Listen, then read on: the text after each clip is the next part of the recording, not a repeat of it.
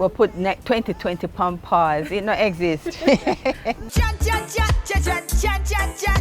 The good things that people now can defend themselves on social media, and people actually glorify in your supposed demise. So many ideas, so many projects that was about to happen, and then there came COVID. And basically I had to wheel and come again, but I decided that I will not move from the original plan, which is in my heart, which is to tell everybody about Nadine Sutherland's story from the 11-year-old girl that wanted to see talent. So that I am doing. 40 years journey, and I've seen the evolution of mindset. Because one time I was so immersed on how I was seeing, and I'm like, no, it's not every day I wake up and I'm like, yeah, baby, and I kiss myself. I used to have this joke where I go, I love you so much, I want to kiss you, I'm so in love with me. I don't wake up like that every day.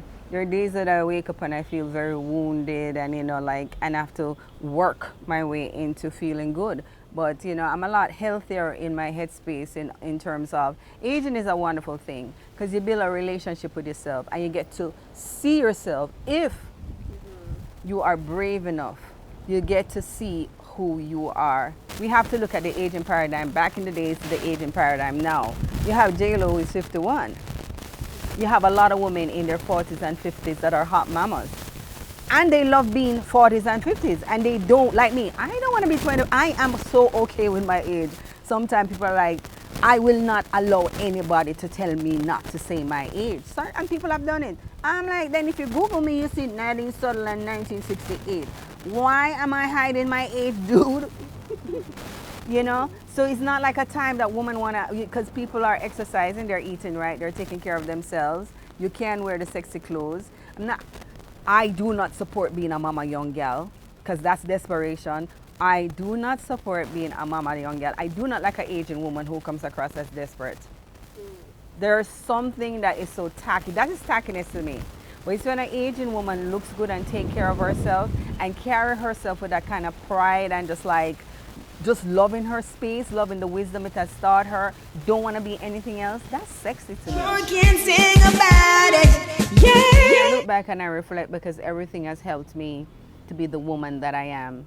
I realize that labeling good and bad sometimes is wrong, because everything that is bad can be good, because sometimes it changes your perspective, it makes you wiser.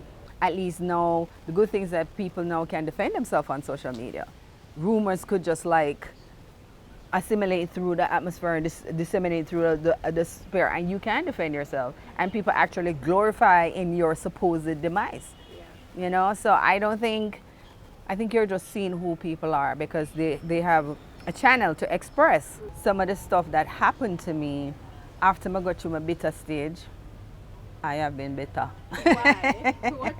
You learn through life and in time, and one thing I've learned, that when you're bitter is the receptacle that you're poisoning, which is you.